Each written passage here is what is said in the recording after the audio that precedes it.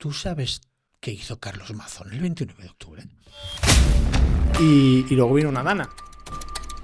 Estoy cansado de decir que a las 5 de la mañana se producen los primeros saqueos.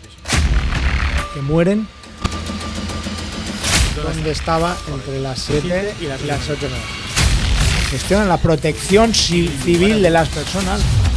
seguiremos siendo... Claro, mira, lo has dicho, sí, está grabado. Sí. Maldita sea. ¿Qué tal? ¿Cómo estás? Bienvenido a una nueva edición de Informe Galindo, podcast. Ojo, estrenamos set. Vamos a ver cómo vamos a compaginar lo a través de videoconferencias con presenciales. Y además, hoy tenemos un invitado de excepción. Se llama Sergi Pitarch. Para los que no sois valencianos, no quiero meterme con vosotros. Lo de Pitarch os va a costar pronunciarlo, pero lo de Sergi lo tenéis muy fácil. Él trabaja para el diario.es, es el responsable en la Comunidad Valenciana y ha escrito un libro,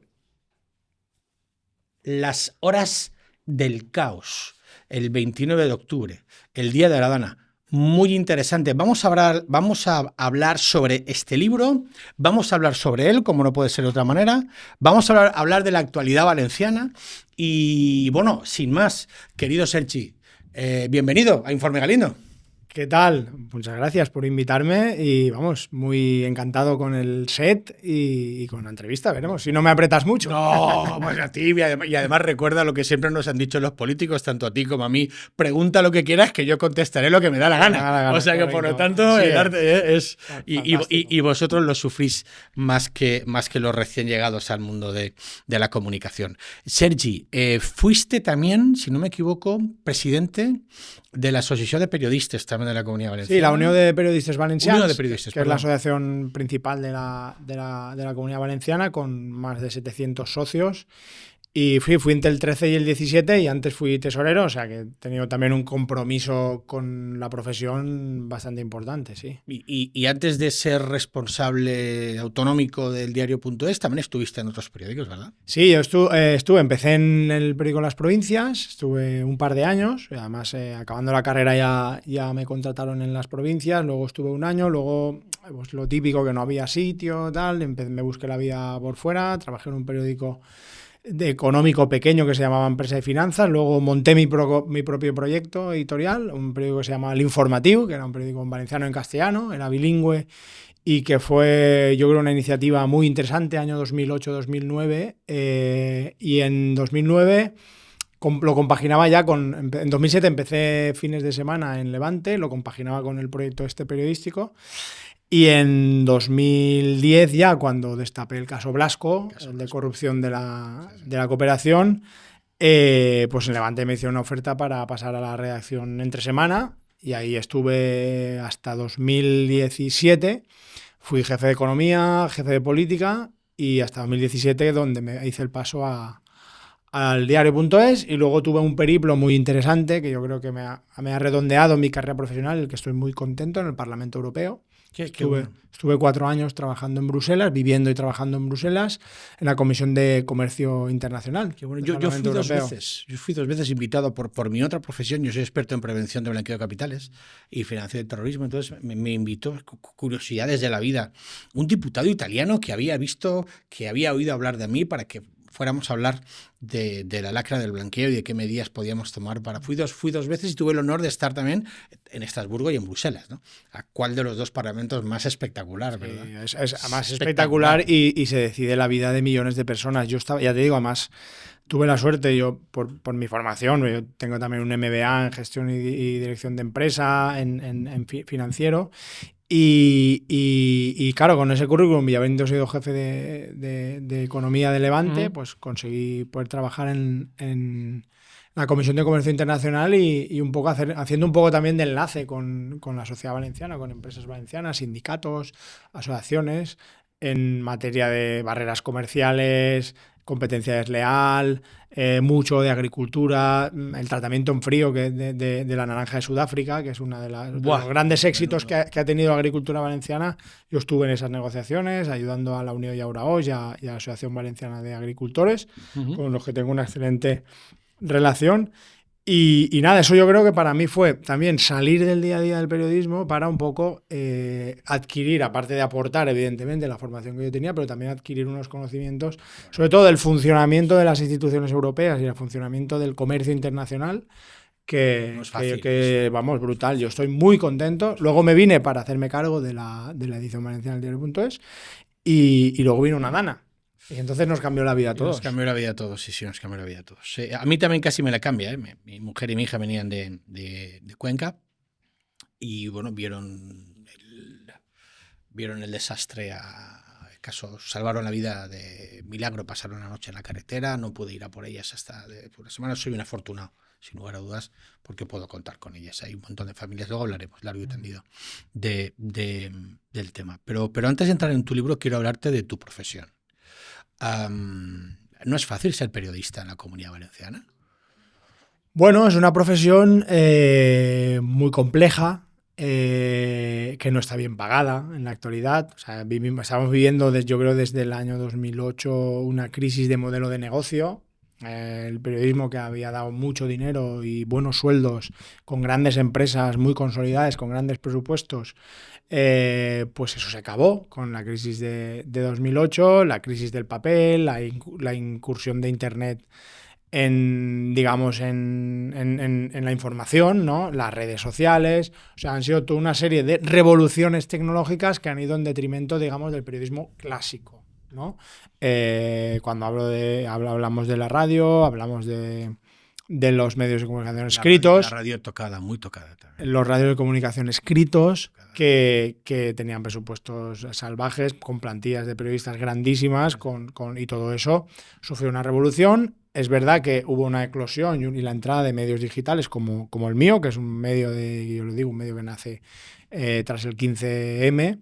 Es un medio pequeño que ya nos hemos hecho grandes y con 6 periodistas en la Comunidad Valenciana, con intención de crecer, pero más de 150 en toda España. O sea, ya somos un medio importante, pero es verdad que la prensa regional, que ha sido siempre el referente, ¿no?, en España y en Europa también, ¿no?, de la información local, pues también ha sufrido una crisis brutal. Entonces ha habido una crisis de dos tipos, de modelo de negocio, de ingresos de estos medios de comunicación y de trabajo y de empleo de los periodistas. Ahora es muy difícil trabajar en medios de comunicación clásicos, pero yo siempre soy en eso, soy muy optimista. Hay otras maneras de hacerlo. Ahí está el mundo de la creación de contenidos, donde se hace muy buen periodismo y se hace muy buena comunicación, y tú lo sabes.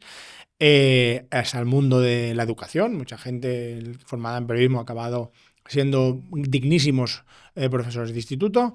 Está evidentemente pues, los nuevos formatos también, el podcast, que está ahora también convirtiéndose en un formato muy interesante para hacer periodismo.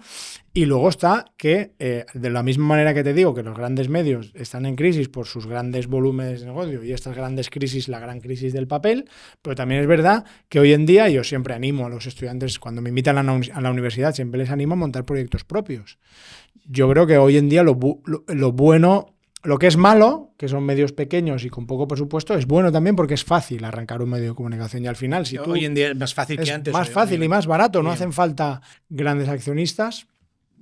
Y eso permite que haya muchos proyectos pequeños que se estén haciendo grandes. Te hago el caso de Marina Plaza, donde periodistas que ponen, pero te hago el caso de Cordópolis, que son unos compañeros que están asociados al diario.es, que hacen periodismo hiperlocal y que se la ganan la vida muy dignamente y con audiencias brutales que ya quisieran muchos medios nacionales desde Córdoba, con lo cual yo siempre que voy a la facultad, y si aquí hay gente que está intentando iniciar proyectos, es una manera también interesante de explorar y nadie, no, nosotros el periódico es nuestro, es de los periodistas. Pero escucha, Sergi, a ti te habrán presionado a veces los que mandan, los que no mandan y los del medio, ¿no? Claro, siempre. Han intentado, públicame esto, no me publiques esto. Claro. ¿Cómo se lleva eso?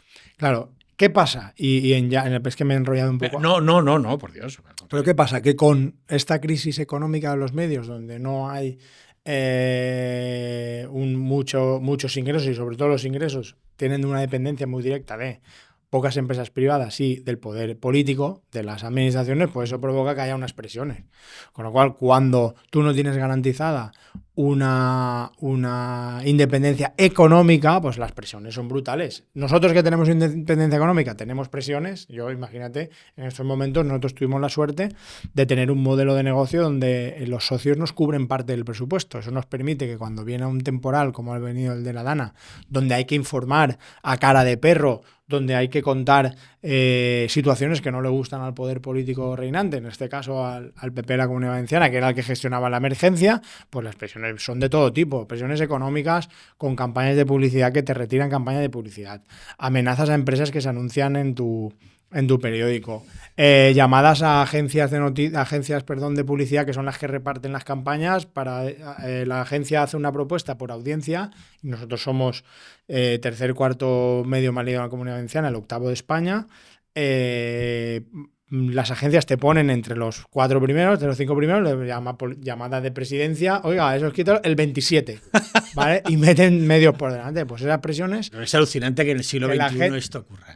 Pues ese es el tema. Pero nosotros, ya te digo, la suerte, y gracias a nuestros socios podemos soportar estas presiones y estos boicots por parte de los políticos, y en muchos casos cuando hay problemas con empresas privadas lo mismo, no es diferente, sugerimientos, llamaditas, pero bueno, eso es un tema en el que nosotros tenemos que estar también acostumbrados. Evidentemente el poder político y el poder económico pues quieren influir. Entonces tú lo que tienes que hacer como medio de comunicación es intentar tener la mayor cantidad diferente de ingresos para que en el caso no depender de uno. Si dependes de 100, serás mucho más independiente que si dependes de 20. Entonces, si dependes de 100, cuando tengas que contar algo de alguna empresa, que hay algún caso de mala gestión, algún ERE o alguna historia que haya que contar, alguna mala praxis que haya que contar.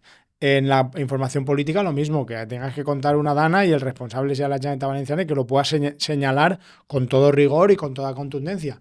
Todo eso, si tu pool, digamos, de anunciantes y de ingresos en nuestro caso, vía socios, pues eso te permite poder ser riguroso y porque al final lo que nos debemos, nosotros jugamos con derechos fundamentales como es la libertad de expresión y el derecho a la información, y tenemos un privilegio, bueno, en este caso un privilegio, al administrar derechos fundamentales como el secreto profesional, como la posibilidad de no revelar nuestras fuentes, como incluso el propio uso, en el caso de las radios o de las televisiones, de frecuencias radioeléctricas que son públicas, que son de la ciudadanía, y nosotros nos debemos a la ciudadanía.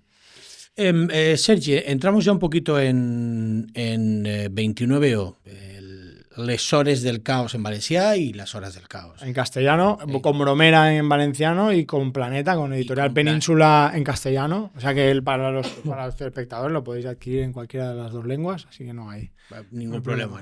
Esto lo tenemos todo preparado. Ojo, también hay que decir que donde estamos grabando también está en Valencia, lo tenemos todo de la terreta. Y si no, pues también se busca. A ver, nos ponemos, bueno, estamos serios todo el rato, obviamente, pero quizás nos pongamos más serios de lo que hay. Carlos Mazón dimite.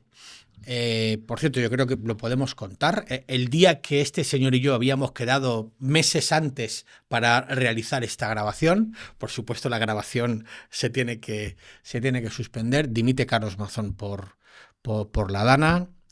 Nos enteramos que ya parece ser que Pérez Llorca es el sucesor de la parte política. Pero antes de llegar ahí, hago un avance informativo. ¿Por qué crees necesario escribir este libro? Pues mira, me lo han preguntado muchas veces y es verdad que siendo periodista, o sea, yo creo que esto a nivel profesional, y tú conoces a muchos periodistas valencianos, creo que a los periodistas valencianos nos va a marcar ya para toda la vida. Sí, o sea, sí, a 12 kilómetros de nuestra casa mueren 229 personas en un episodio de lluvias torrenciales brutales, de muy importante, del nivel del año 82 o el nivel del año 57 o del año 1949. En el que una negligencia política o una mala actuación política agrava la consecuencia de este episodio de lluvias, que a su vez estaba agravado. Pero fíjate el detalle de agravar. Pues porque yo estoy cansado. Sabes que yo tengo buena relación, bueno, tú también, buenos contactos con Madrid. Y en Madrid están con la cantinela de que si el SMS Alert hubiera salido antes, tampoco hubiera evitado nada. Estoy cansado de decir que, ¿cómo que no hubiera evitado nada? Es vital que ese alert hubiera salido en tiempo y forma para no agravar. Perdona que te corté, pues me parece vital ese matiz sí, que mira, tú acabas de decir ahora. Mira, Galindo, esto es muy fácil. Y ante un episodio de lluvias agravado por el cambio climático y de una recurrencia de 2000 años, es decir, que un episodio de este tipo se produce cada 2000 años, que ahora con el cambio climático será menor, Correcto. la destrucción a la que nos enfrentamos es brutal. Brutal. O sea, la destrucción, los edificios, además en la zona en la que se produce, que es una zona muy demográficamente muy poblada y muy, digamos, ocupada por muchos edificios, los barrancos pasan por dentro de los municipios, el daño era inevitable. Y la única posibilidad que había de salvar vidas era avisando a la gente. Y te voy a poner una comparación muy fácil que tus telespectadores nos van a entender enseguida. En el año 82 se rompe una presa, la presa de Tous, en Tous. ¿Vale? Da suficiente tiempo para avisar a la población que había pueblos aguas abajo y solo fallecen 11 personas. Sí. Año 1982. Sí, ¿cómo puede ser que, que en el año en que tenemos la máxima tecnología, tenemos toda la información, no se avise a la gente? En algunos casos, en los casos de Río Arriba, había más horas porque veníamos 5 días avisando de la Dana, y en el caso del Barranco del Pollo, había 2 horas. Es verdad que no es mucho, pero sobraba para haber mandado un mensaje, como hicieron en municipios como Riola, a la gente de subir al primer piso. Sí, sí. Con eso, no saquen los coches y suban. Yo no voy a dar números, porque me parece frivolizar, pero muchos menos hubieran sido. Y solo te voy a dar un número. 109 personas son personas mayores de 70 años que mueren, muchas en sus casas. Sus casas no pueden salir. Esas personas, con un aviso, con 2 horas de tiempo, 3 horas de tiempo, hay que subir, por favor, súbanse a primeras plantas. Además, en unos municipios donde sí que están habituados a las inundaciones, porque los barrancos, como te decía, pasan por ahí. Y donde hay Chermanor, donde si no puedo subir en mi casa, me subo al vecino. No son zonas abandonadas, son ciudades, para que la zona afectada es como Hospitalet de Llobregat, es como Vallecas. Son zonas densamente muy pobladas de edificios de lo que se llaman barrios y municipios de aluvión, que crecieron muy rápido, con edificios altos. O sea, que hay gente que se puede ayudar, y como pasó, mucha gente se salvó porque lo ayudaron sus vecinos. Unos a otros. Pues esa es lo que, si el ESALE se hubiera mandado a las 4 de la tarde, pues posiblemente hubiera pasado, porque no es responsabilidad de la sociedad saber que si caen 800 litros río arriba, ese agua llevará abajo. Pero sí que es responsabilidad de los que gestionan la protección civil de las personas, las que gestionan la protección civil de las personas, de avisar. Sin lugar a dudas. Luego hemos tenido gestiones de danas posteriores y se demostró que la competencia era autonómica. La de hace 4 semanas. Se demostró que la competencia era autonómica. Se demostró que la reunión de coordinación se podía hacer 24 horas antes. Se demostró que el ESALERT, el primer ESALERT de poner en tensión a la población, se lanzó 12 horas antes de que se decretara el episodio rojo. Sí. Y después con el episodio rojo lo mismo. Sí que podían avisar. Sí. Y nos queda de cara al futuro también, porque también la gente lo sepa, ante episodios de lluvias, por muchas obras que hagamos en los barrancos, que están muy bien, yo no digo que no se tengan que hacer, pero por muchas obras, con un episodio como el de 29 de octubre de 2024, no hay quien lo pare. Lo único que puedes hacer para salvar, ¿verdad?, es la autoprotección, pero con información. Claro, obviamente. Que la gente pueda subir. Obviamente. Y tendremos que ir a modelos como el japonés ante los maremotos, tenemos que ir a modelos como el mexicano ante los terremotos, y no pasa nada. Oye, se hacen simulacros con los alumnos de los institutos y los colegios. Sirenas. A ver, hay sirenas para los bombardeos en cualquier guerra. En cualquier lugar del mundo. Y eso no. Además, una cosa que es más barata e incluso que el ayuntamiento podría gestionar directamente. Sí, pues de hecho ya hay algún ayuntamiento que ya las ha puesto. No recuerdo ahora en este momento porque esta conversación... Sí, o los bandos estos que tienen con megafonía, por favor. Decir, oiga, no salgan de casa. El barranco va con va, suban ustedes al primer piso, que yo creo que es lo que más muerte generó. fueron las personas que murieron en su domicilio o que murieron. Y luego sacando los coches en los Luego sacando los coches, hubo como una treintena de personas. Estamos sí, hablando es que de mucha gente. hay una costumbre que la gente no entiende o le cuesta entender. Bueno, que en esas zonas, pues siempre los barrancos se han desbordados. Sobre todo en la Aldaya, que tiene muy poquita profundidad, que no nos pensemos que el barranco es. Entonces se mete el agua al garaje, te estropea el coche, y en ningún caso, en los últimos 57 años que yo pueda dar fe, había habido riesgo de vida para nadie sacando el coche del garaje. Bueno, pues maldita sea. Ocurrió el 29 de octubre y en esa manía, costumbre de mucha gente, pues cayó mucha gente. El día después, los días siguientes, ¿crees que el único responsable de todo esto es Mazón, Pradas y Argüeso? Del día 29, posiblemente sí. De los días posteriores hay un fallo del sistema. El día 29 hay un fallo del sistema autonómico, del sistema más un fallo sistémico de todo el gobierno. O sea, no es que solo Mazón no se lo tome en serio. Pradas hace lo que puede, llevaba 2 meses en el cargo. Sí, es importante recordarlo. Y todo el gobierno, el responsable de carreteras, que tiene 30 carreteras cortadas, a las 6 de la tarde está entregando un premio. Poca broma, ante la poca cálculo que habían tenido del episodio. Pero los días posteriores, y yo eso lo digo, hay un capítulo, el epílogo del libro es para explicar eso. Hay un fallo, y yo creo que fallan todas las administraciones y fallamos todos, yo creo, en la llegada al desastre. El desastre fue de tal magnitud, afectaba a 80 municipios.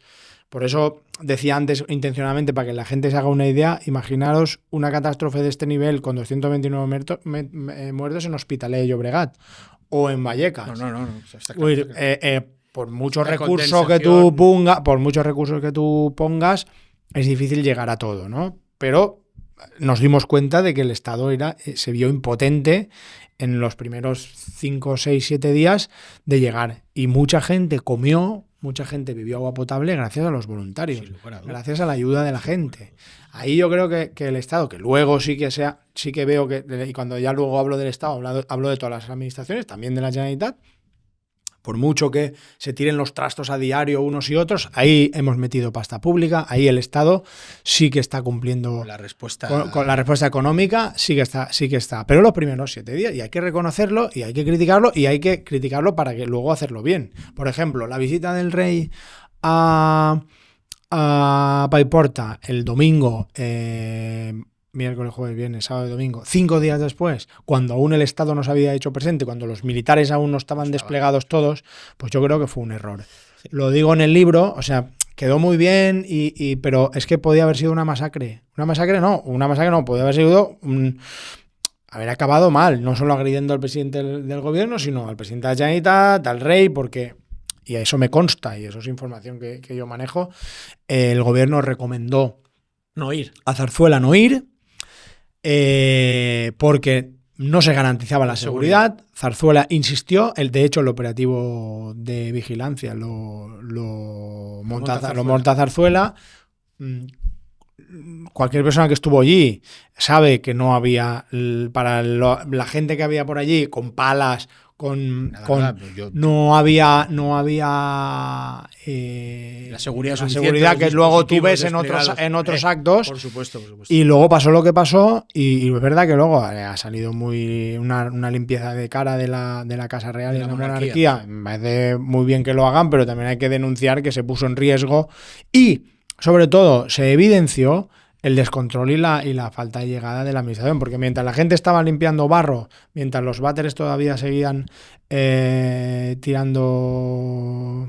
Rezumando mierda. Decirlo, eso se puede decir, ¿no? Eso se puede decir, ¿no? Sí, se puede decir. Pues rezumando mierda, de repente te cortan la pista de Silla, la autovía de 6 carriles de acceso a Paiporta y las carreteras. La gente, ¿cómo no se va a indignar la gente? Independientemente que hubo grupos organizados de extrema derecha que agitaron el tema. Muy bien, pero había mucha gente indignada, y con razón, porque mientras ellos estaban limpiando mierda, ahí llegaban coches oficiales, guardas, escoltas, la gente con los zapatos limpios y oye, pues igual te hubieras esperado una semana que estuviera ya No hubiera pasado, el sí, ejército no, desplegado, que la gente viera porque había saqueos por la noche. Es Sí, que sí, había sí, miedo, sí, es que no nos acordamos, pero es que en el libro lo cuento, es que a las 5 de la mañana se producen los primeros saqueos. Sí, sí.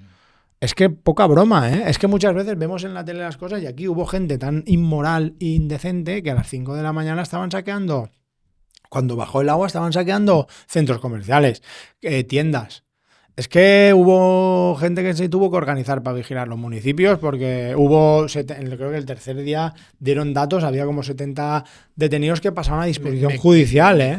Me consta, nos consta a todos los que tenemos cercanía con la Fuerza de Seguridad del Estado. Sí.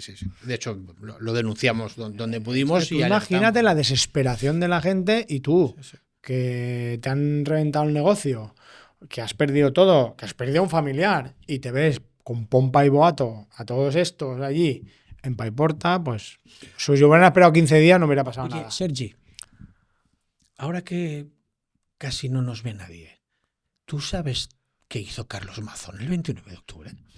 Bueno, yo ya lo empecé a contar en el libro, que lo acabé de escribir en julio, y lo hemos contado en un documental, pero te voy a dar algún detalle más. Nuestra tesis, o mi tesis en el periódico, es que tenemos varias fuentes, y se han ido contrastando cada cosa de información de la que dábamos, han tenido que ir desmintiéndola o un poco confirmándola. Nuestra tesis era que el presidente de la Generalitat acaba la reunión que tiene con sindicatos y patronal y se va con traje y corbata, esto es importante, luego verás por qué, sale con traje y corbata a las 3 menos cuarto de la tarde del Palau de la Generalitat y se va a comer al restaurante El Ventorro, donde ha quedado con la periodista Maribel Vilaplana. Ellos empiezan a comer, empieza todo, y sobre las 17:37 él está desconectado, es decir, en la comida mano a mano, como estamos tú y yo, con Maribel Vilaplana, hablando de lo que sea, pierde la noción del tiempo, y no es hasta las 17:37 que llama la primera vez a Salomé Pradas. Vale, entiendo que ahí le informa de lo que está pasando, sigue con la comida, le vuelve a hacer un par de llamadas más, una a las 6:20 de unos 7 minutos, que ahí entendemos que también le habla ya y le pone encima de la mesa que el pantano de Forata está en riesgo. Y sobre las 7 menos cuarto, según fuentes de Maribel Vilaplana y Mazón, en un primer momento dijeron que la comida se acabó a las 5, luego a las 6 y finalmente a las 7 menos cuarto. ¿Qué pasa después de las 7 menos cuarto? ¿Qué pasa? Que eso es lo que le interesará a todos los telespectadores. A ver, en un muy buen ejercicio de periodismo, Levante consigue sonsacar a los dos, tanto a Carlos Mazón como a Maribel Vilaplana, o fuentes cercanas, porque no sé con quién hablan, pero fuentes cercanas consiguen sonsacarles de que el presidente de la Generalitat acompaña a la periodista al parking. ¿Vale? Andando. Desde el Ventorro, que son 4 minutos. ¿Vale? Ya estamos a las 7 menos 10, ¿no? Venga. Llegan ellos al parking. ¿Vale? Ellos dicen que tienen una conversación bastante un poco larga sobre el Levante, sobre el fútbol, sobre la vida, no sé qué. Ya no dan hora, pero el presidente llega al Palau de la Generalitat a las 8 menos 5 de la tarde, según 2 testigos presenciales que me confirman a mí que lo ven llegar. 2 testigos presenciales ven llegar. 8 menos cuarto, una hora después. No, 8 menos 5. ¿Una hora? Una hora 5 minutos. exacta, o una hora por ser bueno. Vamos a ser buenos con el presidente. Va. Una hora entre que le cuesta a Amazon, pues como no vayas de rodillas o a gatas, es imposible tardar una hora entre el parking del parking de Tetuán, está al lado del parking de Tetuán y el parking de la Generalitat, que te voy a costar 12 minutos, sí, bueno, sí, 10, 12, vamos a ser buenos. Te quedan 50 minutos donde tú no estás. Estamos siendo buenos, Te quedan 50 minutos donde tú no se sabe dónde estás o sigues hablando. 50 minutos de conversación a la puerta de un parking, un presidente de la Generalitat, ya me parece fuerte. ¿Sin escolta? Sin escolta. Eso iremos después. Perdón. ¿Qué Disculpa, pasa? Son las ansias. No, claro.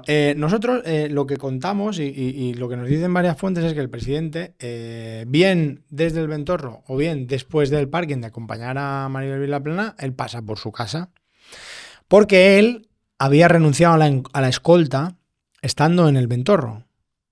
¿Qué pasa? ¿Por qué se renuncia a la escolta? Hay 2 motivos. Uno es que has acabado tu jornada laboral y les dices ya no dispongo de la seguridad, que eso se suele hacer cuando uno se va a casa, pero no se hace en el restaurante, se hace en la puerta de casa por temas de seguridad. Obvio. ¿Vale?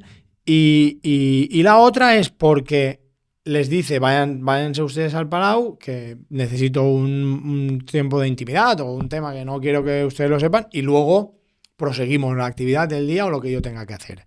Vale, nosotros una fuente nos dice que él pasa por su casa. ¿Cómo acreditamos que pasa por su casa? Nosotros también demostramos que Mazón en algún momento de la tarde se cambia de ropa. ¿Vale? Sobre todo se quita la americana en la corbata y se pone un jersey amarillo. No sabemos, porque él tampoco lo ha dicho, nosotros hemos estado mirando fotografías, cruzando por fotografías si cambia de pantalones o no, eso no lo sabemos. Pero bueno, partiendo de la base de que solo se quita la americana y la corbata y se pone el jersey amarillo, porque nuestras dos fuentes presenciales que lo ven entrar al Palau lo ven entrar ya cambiado. Okay. ¿Vale? Entonces, ¿dónde se cambia el presidente de la Generalitat? Claro que no. Cuando eso nosotros, ya en el documental, yo hacemos público que él va cambiado de ropa al Palau, entonces Maribel Vilaplana dice, cuando va a declarar ante la jueza, después de haber publicado nosotros el documental donde demostramos que él va cambiado de ropa, ella dice que se cambia en el ventorro. Se cambia en el momento de la comida. Que él dice, por favor, ¿puedo? Como una cosa muy habitual en una reunión de trabajo. Él se quita la americana corbata y se pondría el jersey. Pero nuestra pregunta es, ¿dónde deja la americana ahí en la corbata? Porque la tienes que dejar en algún sitio. Porque no se le ve entrando a la Generalitat con la americana y la corbata en la mano. No, ante todos estos indicios nosotros planteamos que podría haber pasado por casa. Oye, y no pasa nada porque su casa en Valencia está a 10 minutos del Ventorro, a 8 del parking. ¿Vale? No, con lo cual podría ser razonable que él pasara por casa. Él en la comisión de investigación lo niega, pero claro, ha negado tantas cosas que nosotros nos queda ahora el siguiente paso es el ticket del parking. Te estaba leyendo yo a ti el pensamiento, porque ¿y si ahora el ticket del parking da a las 8 menos 10? Las dará. Y no quiero exclusiva. No quiero anticiparme. No las dará. Mira, lo has dicho. Sí, está grabado. Sí, por no ser malo. O sea, a lo mejor menos 10 no, pero no dará las 7. No, sepa. Es decir, te diré por qué. Y posiblemente, y si me equivoco, pues oye, pero os digo el argumento, ¿eh? Yo no lo sé. Pero lo normal es que si Mazón deja a Maribel a la hora que han dicho, hablan 10 minutos y tal, que a las 7 lo que le cuesta a Maribel sacar el coche 7, 7 y 5, ¿vale? Debería ser la hora de salida. Obvio. ¿Qué pasa? Que Maribel en su declaración ante la jueza deja abierta la puerta a que su salida pueda ser posterior. ¿Con qué argumento? Ella le explica a la jueza que ella, cuando Mazón se va, ella baja al segundo o tercer piso donde tiene el coche a por el ticket. Sube, paga, vuelve a bajar, abre el ordenador dentro del coche que se le había bloqueado en la reunión. Está apuntando para que no se le olvide, algunos de los temas que había hablado con Mazón, contesta un par de WhatsApps y luego ya saca el coche. Esto nos permite prever que el ticket no será de las 7, el ticket será posterior. Te voy a decir, todos sabemos que el ticket, una vez lo sacas, tienes 7 minutos para sacar el coche. Si no, tienes que sacar otro, no sé si lo sabes. Pues por lo tanto, te añado que si esa versión es cierta, va a haber 2 tickets. Mira, aquí hay dos temas. Si la periodista saca el coche a las 7 de la tarde, Mazón tendrá que explicar dónde estaba entre las 7 y las 8 menos 5. Que no es exagerado. Si lo saca a las 8 pasara por casa cuarto, y no pasaría. Y la gente, estando en el estado que estaba él, porque tampoco le preocupaba ir al CECOPI, y él va a decidir el CECOPI a las 7 menos cuarto, dentro de su mentalidad de ese día, tampoco pasa nada porque él dijera que va a su casa. Ahora bien, como el coche salga pasadas las 7:30, ya no solo tendrá que ser Mazón el que dé las explicaciones, sino tendrá que ser la propia Maribel Vilaplana. Pues en estos momentos, eso es minuto y resultado de cómo está el culebrón, porque es un culebrón, por cierto, que han permitido, no es un tema de machismo, ni es un tema de insinuar nada. Sin insinuar nada, ellos dos se han metido en un fregado. Sí. A uno le ha costado el puesto de presidente de la Generalitat, porque yo estoy convencido que él dimite por el tema de la comida del Ventorro. No dimite porque se sienta interpelado, y así lo hace en cada declaración, porque se sienta interpelado por los 229 muertos. No. Él cree que lo hizo todo bien, él cree que no tenía que estar en el CECOPI, él no hubiera dimitido nunca por su gestión de la Dana, pero sí ha dimitido por un tema de su comida. Y eso es por haber mentido desde el primer día. Y segundo, ella, una periodista reputada, reconocida, con una empresa que le iba como un tiro, y se ha metido en un fregado por mala suerte, porque ese día pues dio la casualidad que estaba comiendo con el presidente de la Generalitat y luego ella ha participado, y yo lo digo y me sabe mal, pero es que hay que decirlo porque hay que decir las cosas como son. Ella ha sido correa de transmisión de las mentiras del Palau de la Generalitat. Es lo que te estoy diciendo. Si tú la acabas de definir como una periodista de raza, o por lo menos reputada, de muchos años.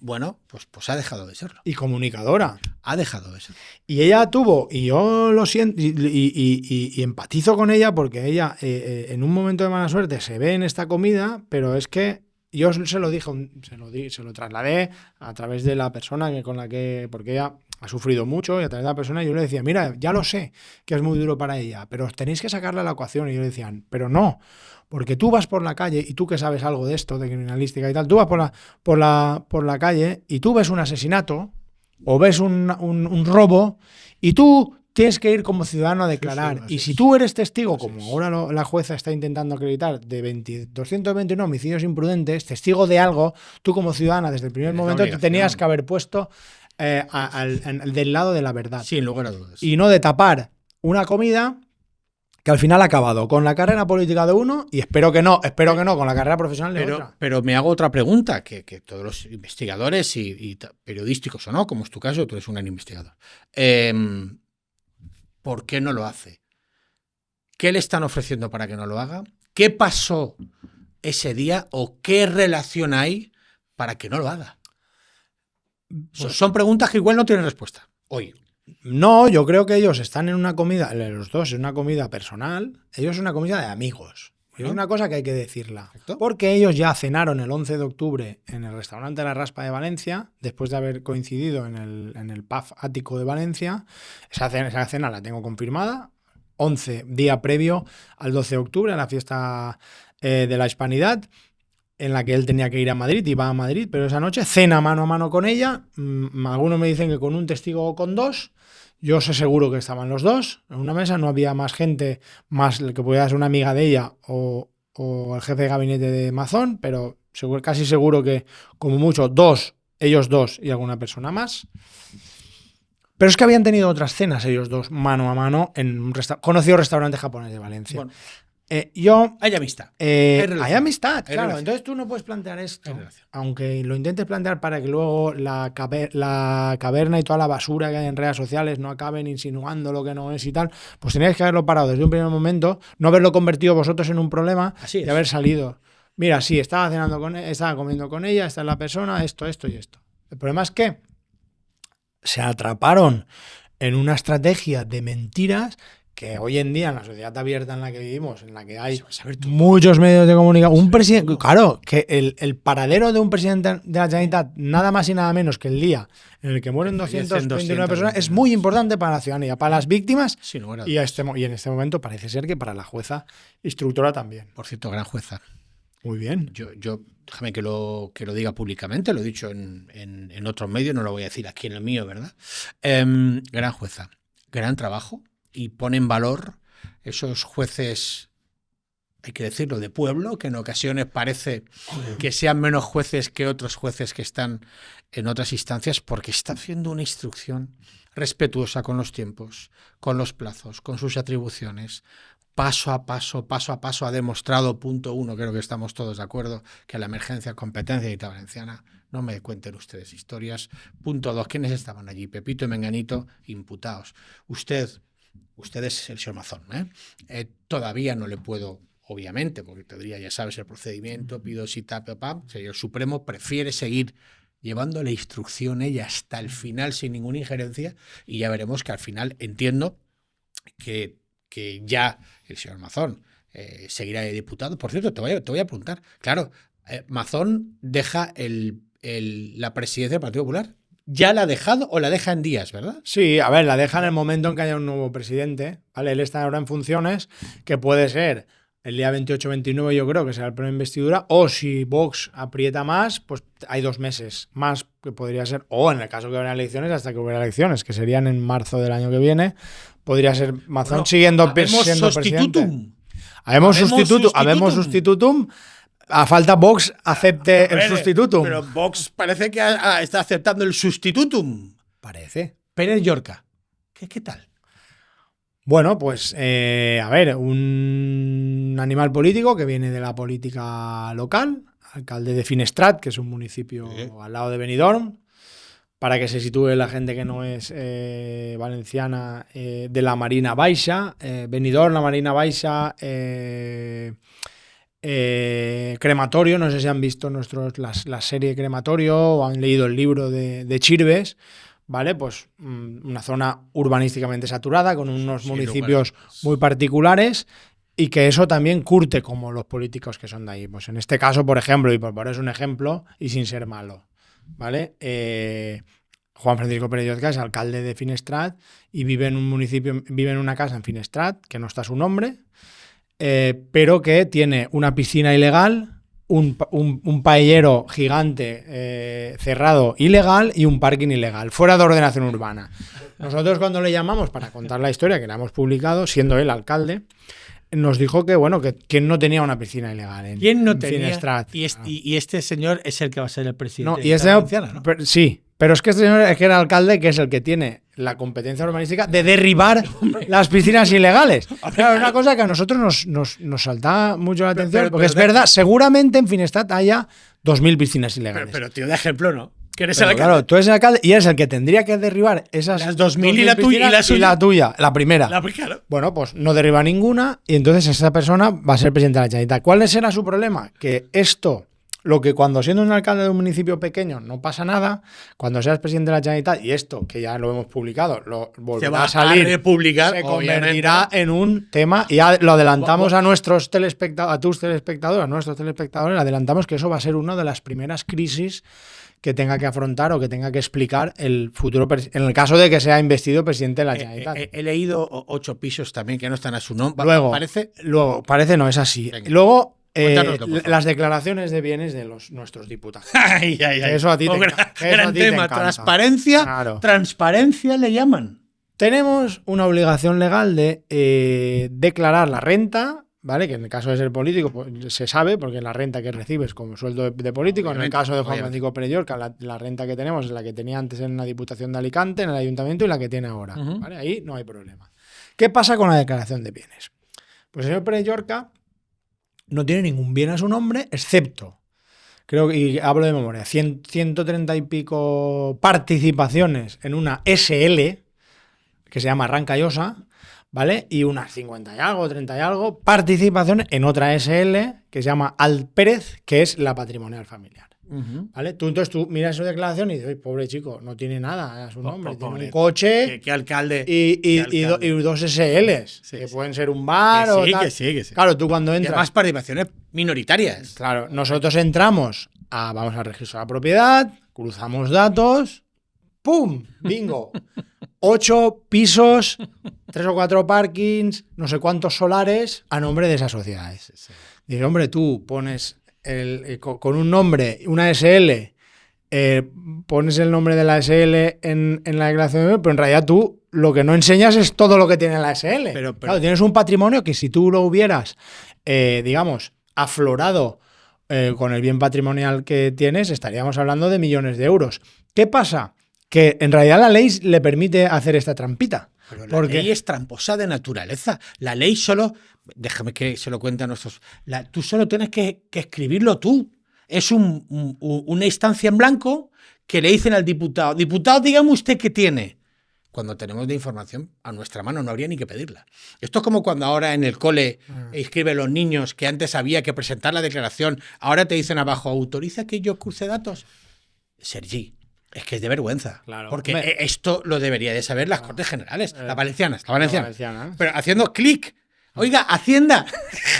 Oiga, Hacienda, me dice la Hacienda Valenciana. También recordemos que hay Hacienda Valenciana. ¿Sí? Hay una... Nosotros fuimos, hombre, porque no somos aquí exactamente Walter Matthau en primera plana. Pues nosotros fuimos al registro, mercantil, que es público, bueno, hay que pagar y tal, y al registro. Pero es público. Es público. Y al registro de la propiedad y cruzamos y nos apareció un patrimonio más que interesante. Y una tercera, que tampoco declara. ¿Un hotel? un hotel. Resulta que, es que esto no aparece en ninguna de las dos sociedades, que el hotel sí que lo habría ocultado. Somos unos cracks, de verdad. El hotel sí que lo habría ocultado, porque resulta que en el perfil que le hace el español, un perfil súper interesante, deja caer gestiona un hotel. Y claro, me gestiona un hotel, eso tú lo publicas porque te lo habrá dicho él. Claro. Nosotros le hemos llamado, no hemos recibido respuesta. Obviamente. Hemos llamado a su hermana, que es la que lleva la gestión del hotel. Me cogió el teléfono, me dijo que cómo habías conseguido este teléfono. Y al final digo, bueno, ya, pues te paso las preguntas por escrito si quieres. Vale, te he contestado a ti, a mí tampoco. A mí no. Vale. Y resulta que tienen un hotel a medias con un socio hispano-ruso, Konstantin Sokolov. Un momento. ¿No será el Sokolov? No. Vale. Vale, es un ciudadano, es hispano-ruso, tiene la nacionalidad española, lleva 30 años trabajando sabes aquí. Que hay un Sokolov que por aquella zona. Bueno, luego te lo cuento. Porque igual. No, es un ciudadano ruso, además que paga sus impuestos, tiene sus empresas, inversiones y tal, y él decidió invertir con la familia de Pérez Llorca, con las hermanas del padre, montar una sociedad y gestionan un hotel en primera línea de playa de la Vila Joyosa. ¿Vale? En ese hotel, ahora, ¿cuál es el problema de Pérez Llorca? Pues que ahora tienen un problema, o sea, tienen un enfrentamiento con el otro socio. Entonces, les ha denunciado y ha instado a liquidar la sociedad, con lo cual ha ido a un juzgado de lo mercantil, y con ha lo dicho, cual Pepito, nosotros tenemos toda la información de ese claro. proceso, que el otro día un poco contamos pues el problema societario que hay, pues porque hay un desacuerdo entre los accionistas por la gestión del hotel. Pero claro, cuando tú eres el presidente, es lo de antes. Sí. Tú eres el presidente de la Generalitat y tú dices que tú gestionas ese hotel, que luego ahora estoy seguro que cuando sea presidente dirá que ese hotel lo gestionan sus hermanos y que él no tiene nada que ver. Pero bueno, en el español está escrito y me imagino que la periodista que lo firmaba, que es una periodista muy rigurosa, que es Marta Gozalvo, me imagino que lo escribió porque se lo contó. ¿Vale? Entonces nosotros en base a eso hicimos el reportaje que lo podéis consultar también en las páginas del diario.es, que era una guerra por un hotel, que es el hotel suyo de la familia y de Konstantin Sokolov. He visto los titulares. Los 8 pisos ocultos que no enseñan la declaración, pero hay más, hay parkings y hay terrenos, y el domicilio que tiene, que es la casa familiar, la que fue la casa de sus padres, pero que ahora la usa él, es el disfrute, y vive él allí con una piscina, un parking y un cenador ilegales. Fuera de ordenación, claro, ilegales. Ilegales. Eso según la ley, si el ayuntamiento hay que derribarlo. Si el ayuntamiento quisiera, habría que derribarlo. Preguntaba en el ayuntamiento. ¿Y esto que no te queda? Bueno, hay que firmar el alcalde. Ah, vale, pues es casa del alcalde. ¿Cómo? Pues en eso estamos. Bueno. Bueno, hemos hablado solo de lo malo. Hemos hablado solo de lo malo. A ver, dicen también que es un gran negociador, un tío muy afable, un tío que cogía el teléfono. Nosotros ya con este tema ya no lo ha cogido, sí. Pero bueno, una persona, pues eso, se ve que valencianista, que el tío aprecia su tierra y tal, ¿no? y que ahora veremos lo que es capaz de ceder ante las exigencias de Vox. Yo te digo lo de siempre. Lo último que acabas de decir deja de tener valor mientras esté lo primero delante. No me vale que sea ni buen chaval, ni buen chico, ni buen negociador. Mientras haya una sombra de duda sobre el primero de nuestros valencianos, seguiremos siendo lo de siempre. Un hazme reír. Y no me gusta, porque yo voy mucho a Madrid. Y igual que tú, imagino que también en Viagra. Te voy a contar una anécdota. Por favor. Cuando pasa lo de la Dana, y mira, nosotros somos un periódico, somos muy críticos y de una visión progresista, pero un gran empresario valenciano nos pidió una reunión y quedamos en Madrid con nuestro director y tal. Y ese, ¿sabes lo que nos trasladó ese empresario? Por favor, quiero saberlo.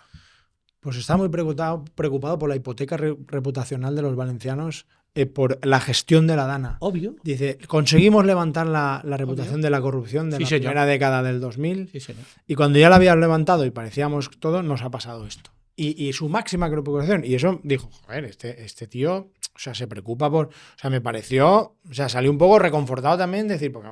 Dice, oh, sí, pues igual no vamos por mal camino. Claro, ¿no? O sea, su preocupación era que Mazón estaba dañando la imagen reputacional de los valencianos. Como primer valenciano, me ha encantado lo que has dicho. Pero es verdad. Como primer valenciano, es verdad. Tiene que ser el valenciano ejemplar. Pero es verdad. Es que no podemos tener el primer valenciano con una piscina ilegal en su casa. Es que no podemos tenerlo. Y ya te digo... Él nos dirá que no está su nombre en la casa. Bueno, bien, lo de siempre. Pero más de lo mismo, esto ya lo hemos escuchado muchas veces. Cansinos son. Estamos llegando, no sé cuánto tiempo nos quedará, ahora nos dirán, pero estamos ya en los últimos 10-15 minutos con total seguridad.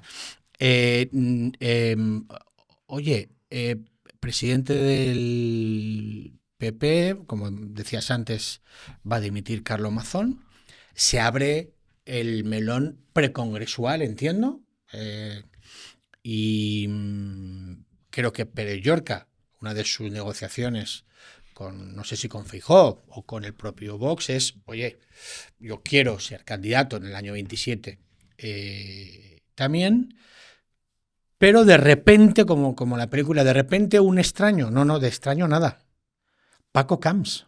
No es cualquiera. No. Aparece Paco Camps, bueno, ya lleva apareciendo un tiempo. Tú has conocido a Paco.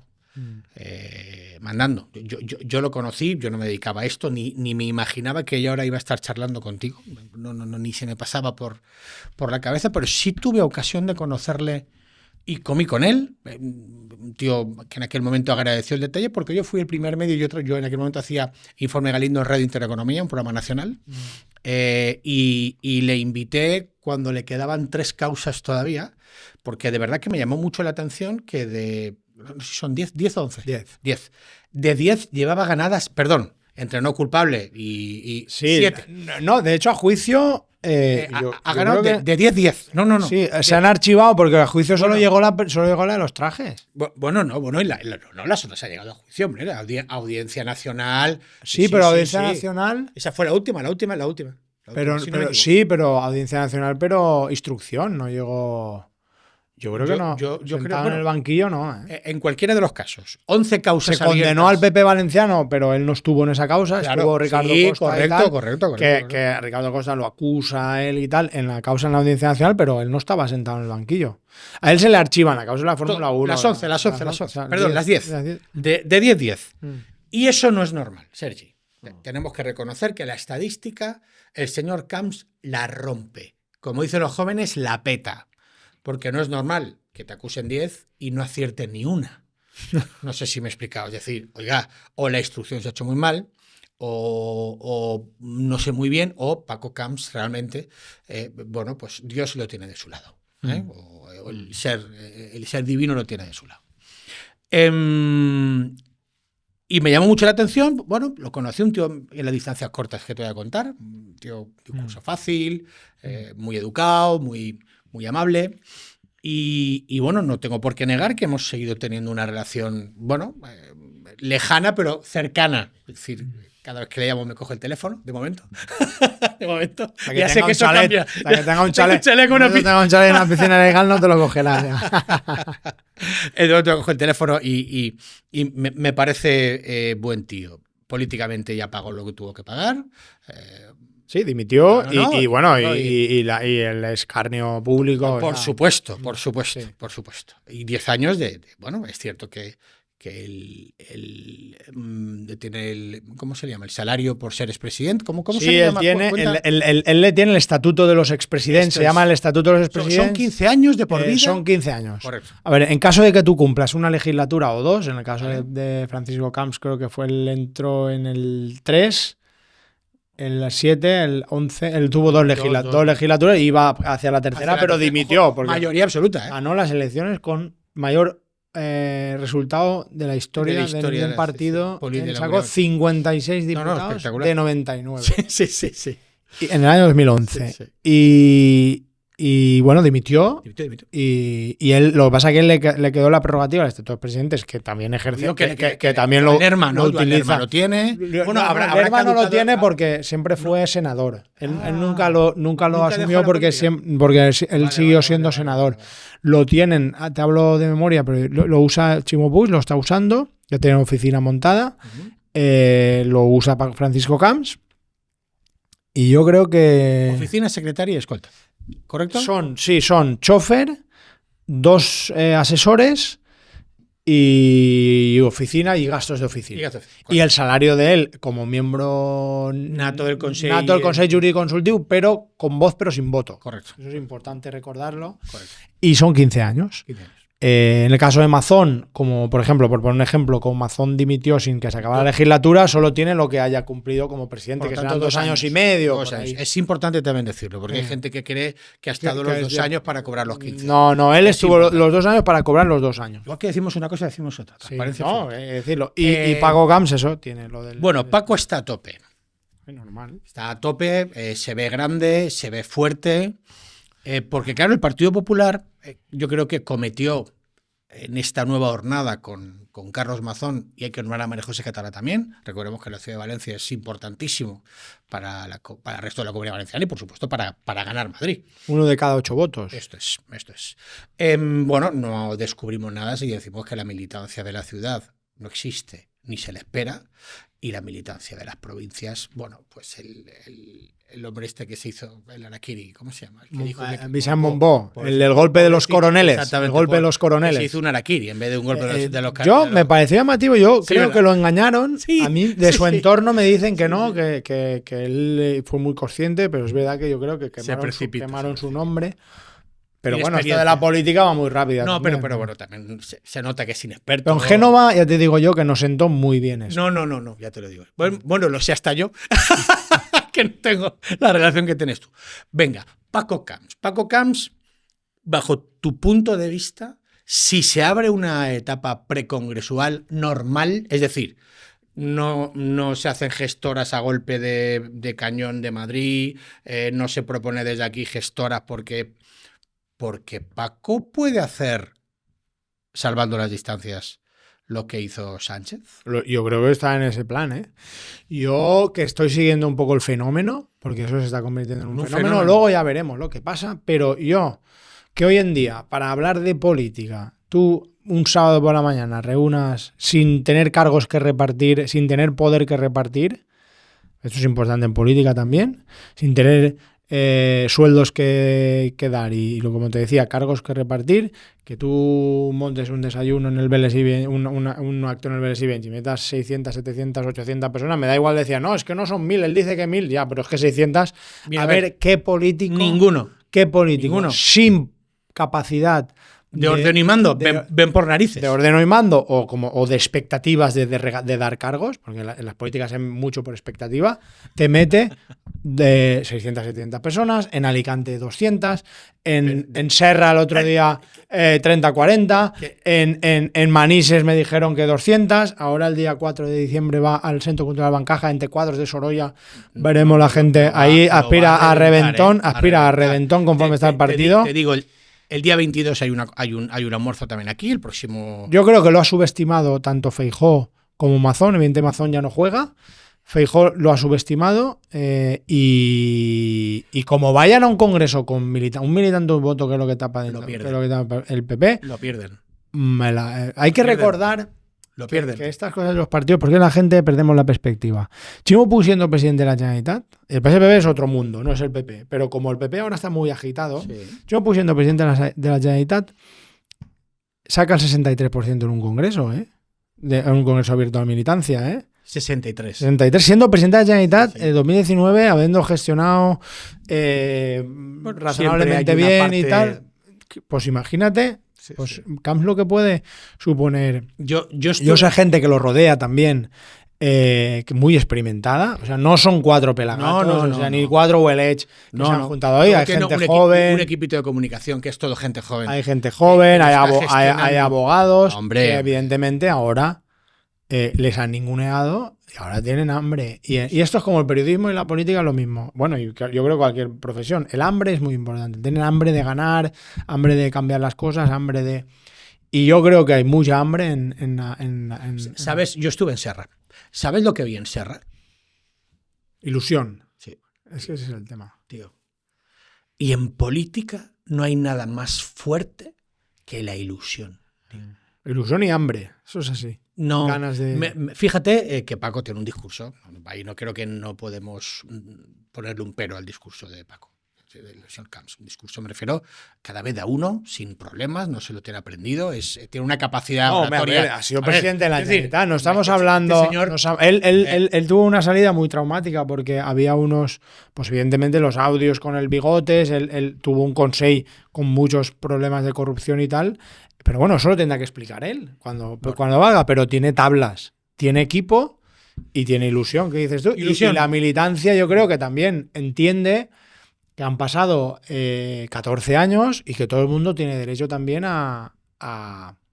pues a resarcirse y a reivindicarse. Y que todos suman. Y hay veces que las nuevas voces, esto pasa también en el periodismo y pasa el famoso edadismo, ¿no? Es decir, parece que cuanto más años cumplas, menos vales. Ya, pero mira Trump, No.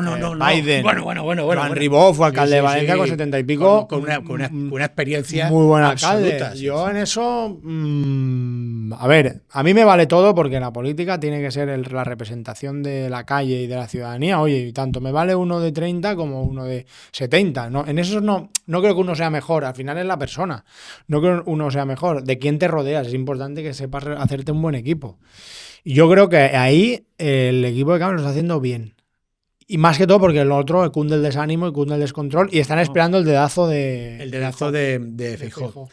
Sergi, yo creo que hemos el último tramo ha sido frenético con cosas muy interesantes, pero lo más interesante de todo es que recuerdes que hay un libro que recuerda la mayor tragedia que pasó el día 29 de octubre, esas horas del caos que así lo fueron. Si tú, que no estabas cerca de Valencia, lo viviste así imagínate a los que estábamos aquí. Muy importante, por favor. Verdades como puños. Sergi Pitarch, no quiero decirte nada y te lo digo todo. Ha sido un placer enorme. Déjame, te voy a regalar en directo, por favor, como no puede ser de otra manera, mi obra. Cómo no defraudar la Hacienda, pero no voy a contarte nada hoy, que ya te estoy contando mucho en redes, pero sí quería regalártelo aquí delante de todo el mundo. Pues gracias. Para que lo leas, échale un vistacito porque hay humor, hay buen rollo y tú dirás, Galindo, buen rollo hablando de Hacienda no suele haber. Pero es y importante. No hay ni un número. No hay números, no hay numeritos. Es importante y me interesa mucho porque al final Hacienda somos todos. Sí, señor. Y es importante que paguemos impuestos y que sobre todo los impuestos se gasten bien y se gasten en la gente y en la ciudadanía. Pero ahí hacéis un papel muy importante. Vosotros, nosotros, todos, fiscalizando a los que mandan. Sergi, muchas gracias por estar aquí. Muchas gracias. Bienvenido. Y a ti ya sabes, no te pierdas el próximo episodio de Informe Galindo, que no sabemos ni quién vendrá, ni quién estará, si será en persona, por la calle, en un autobús. Te espero. Gracias por estar ahí.